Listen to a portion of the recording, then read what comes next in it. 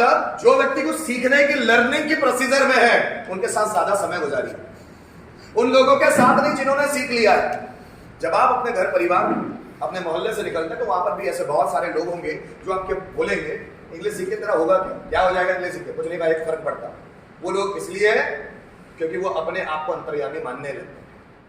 हर एक चीज जिंदगी में जरूरी है, हर एक चीज। उसमें दो तरह की पर्सनैलिटीज है। एक पर्सनैलिटीज वो लोग अलग अलग तरह के दो है, एक वो जो हमेशा सीखने की प्रोसेस में रहते हैं, नई नई चीजें सीखना चाहते हैं, और दूसरे तरह के लोग वो जिनको लगता है कि बस अब सीखना है, छोड़ो।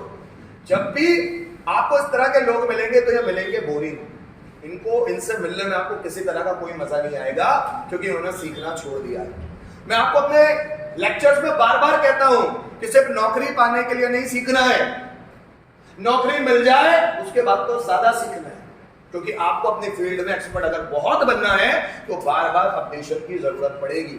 जिस भी जगह आप नौकरी करोगे और आपको पैसा मिलने लग जाएगा तो ज्यादातर लोग सीखना छोड़ देते हैं, और वो इस गणित को समझते नहीं है, इस रहस्य को जानते ही नहीं है कि अगर आप जिस फील्ड में काम कर रहे हैं उस फील्ड में अगर आप सबसे ज्यादा बेस्ट बन जाए तो आपकी गिनती क्या होगी पता नहीं चलेगा। आपकी जो सैलरी डिजिट है 5 डिजिट हो सकता है वो 6 डिजिट में बदल जाए,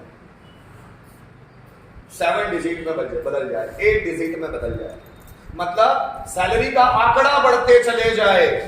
समझना मेरी बातों, सैलरी का आंकड़ा कब बढ़ता है? जब व्यक्ति एक्सपर्ट होता है। नॉर्मल लोगों को उतना ही मिलता है जितनी उनकी कैपेसिटी होती है काम करने।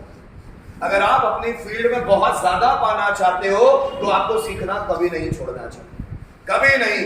बुढ़ापे में भी सीखते रहो, पढ़ते रहो। लर्निंग एटीट्यूड कभी भी खत्म नहीं होना चाहिए, सुनने की पावर कभी भी खत्म नहीं होना चाहिए। आपने बड़े बुजुर्गों के व्यवहार को आप देखिएगा, उनके व्यवहार को देखकर आपको यह समझ में आएगा कि उन्होंने सीखना छोड़ दिया। हमको मन सीखा, हमको आता है, दुनिया देखी हमने, पता है हमको। ऐसे नहीं हो गए 60-70 साल के, मतलब उन्होंने सीखना छोड़ दिया है। उनको अपने नॉलेज पे घमंड आ गया है, उनको अनुभव पे घमंड आ गया है। उनको ये पता ही नहीं है तुम्हारी जिंदगी जरा सी है, 60-70 साल की जरा सी जिंदगी है, और ये जो दुनिया है ना ये अरबों साल से चल रही है। 60-70 साल की तो जिंदगी कितना जानते होंगे तुम? 70-80 साल जी के क्या जानते होंगे तुम? क्या जानते होंगे? लेकिन फिर भी अपने नॉलेज पे भ्रम होता है, अहंकार होता है, दम्भ होता है कि मुझे समझ में आता है। हो सकता है जो नॉलेज आपने लिया वो झूठा हो, गलत किताबें पढ़ ली हो सकता है जो अनुभव आपने पाए वो गलत हो, क्योंकि हम किन चीजों से नॉलेज पाते हैं उन चीजों को देख कर देखो। आंखों से, कानों से और ब्रेन से। आपके ब्रेन की एक लिमिट है, आपके कानों की एक लिमिट है और आंखों की एक लिमिट है। आंखें जितना देख सकती है आप उतनी ही चीजों को बता सकते हो। आसमान में आप देखना शुरू करो तो हवाई जहाज आपको इतना बड़ा नजर आता है, धीरे धीरे इतना छोटा नजर आता है और गायब हो जाता है। तो क्या वो हवाई जहाज नहीं है? है, बस आपको दिखाई नहीं दे रहा। आपकी आंखों की लिमिट के पार भी दुनिया है, लेकिन आप उसको समझ नहीं सकते क्योंकि आपकी आंखों की लिमिट नहीं है। आप कानों से जितना सुन सकते हो उतनी ही चीजें आपको आ सकती है, लेकिन दुनिया में उतनी ही चीजें नहीं है जितनी आपने सुनी है। उससे भी बहुत सारी चीजें हैं इस दुनिया में। आपको पता है इस दुनिया में जितने लोग रहते हैं, इस पृथ्वी पर जितने भी लोग, उनसे 3 गुना जलीय जीव समुद्र में रहते हैं, पर हमको उनके बारे में पता ही नहीं। 800 करोड़ लोग इस पूरी पृथ्वी पर रहते हैं। कहा जाता है लगभग 2000 करोड़ जलीय जीव जल के अंदर है, और ऐसे ऐसे जीव हैं जिनको हमने अभी तक देखा तक नहीं है। जब आप डिस्कवरी या नेशनल जियोग्राफिक देखते हैं तो आपको आश्चर्य होता है प्रकृति की रचना में कि ऐसा भी जीव होता है, अभी तक तो देखा ही नहीं था। तो आपने ऐसी बहुत सारी चीजें नहीं देखी है, जरा सी चीजें देखी ना, आंखों से देख कितना सकते हो, कितनी कैपेसिटी है ना, कितना सुन सकते हो, जरा सी कैपेसिटी है, जरा सी। कानों कितना सुन नहीं सकते। आप 5 मिनट लेक्चर सुनने लगते हो तो आपके कान जवाब दे देते। ओशो ने 8000 घंटे यूट्यूब पे बोला है, ओशो को ही नहीं सुन पाते पूरी जिंदगी में, 8000 घंटे ही नहीं सुनते। कानों की कैपेसिटी ही नहीं है। जब कानों की कैपेसिटी नहीं है तो अपना नॉलेज भी जरा सा होगा।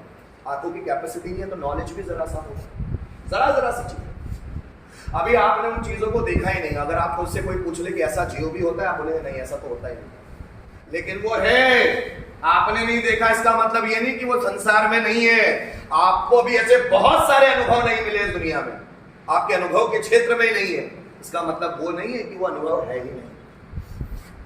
अगर ईसा मसीह कहते हैं कि आपको दूसरों के साथ वैसा ही व्यवहार करना चाहिए जैसा आप खुद के साथ चाहते हो कि दूसरे करे, तो उस व्यक्ति ने वो चीज झेली, उस व्यक्ति ने वैसा व्यवहार किया है, और व्यक्ति अपने अनुभव से ही बोलता है। अगर आपको वो अनुभव अभी तक नहीं आया तो उसके लिए दूसरे क्या करें? अनुभव व्यक्ति को तब आता है जब व्यक्ति सीखने के लिए तैयार होता है।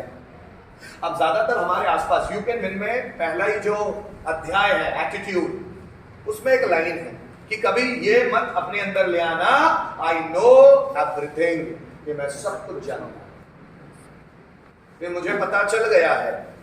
जितने भी लोग सत्य को जानने की कोशिश में निकलते हैं उनको पता चलता है मैं अपनी पूरी जिंदगी भी इतना ही जान सकता हूं कि परमात्मा के एक अंश को समझ पाऊं, एक अंश को, एक टुकड़े को, एक पार्टिकल को समझ पाऊं। पूरे परमात्मा को तो मैं जान ही नहीं सकता। इतनी औकात ही नहीं, बुद्ध भी अपने लेक्चर में बार बार बुद्ध संहिता में कहते हैं अपो दीपो भवो, अपने दीप स्वयं बनो, किसी की दूसरों की बातों पे मत चलो, हो सकता है वो गलत हो, आपको पता ही नहीं, और आप गलत बातों को सुनकर गलत सीख चुके हो और उसी गलत नॉलेज को बता रहे हो कि वो सही। अपह दीपो भवो, ये बोलते हैं बुद्ध, अपने दीप स्वयं बनो, अपने भाग्य के निर्माता स्वयं बनो, खुद पढ़ो तो किसी और पंडित पुजारी की जरूरत नहीं होगी आपको इंस्ट्रक्ट देने की। ऐसा करो तो शिव जी खुश होते हैं, ऐसा करो तो कृष्ण खुश होते हैं, ऐसा करो तो राम खुश होते हैं, कोई नहीं बता पाएगा जब आप खुद जानने की यात्रा में निकलोगे। बहुत सारे लोग जब सत्य जान जाते हैं तो इसका मतलब ये नहीं कि वो सत्य को जान गए हैं, वो और अपनी सिद्धियां पाते रहते हैं, आगे बढ़ते रहते हैं, आगे बढ़ते रहते हैं।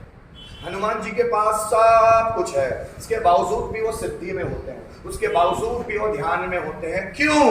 क्योंकि इनसे भी ज्यादा अचीव कर रहे होंगे वो। आप समझना मेरी बात, उनसे भी ज्यादा।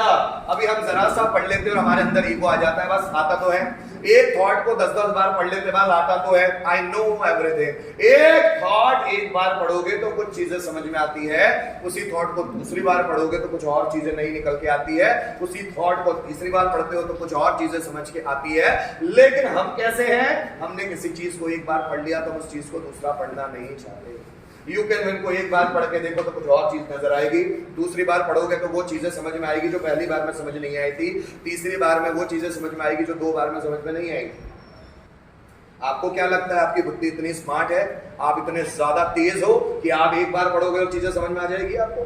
क्या इतने स्मार्ट हो आप? तो स्कूल में कम परसेंट क्यों ला रहे हो?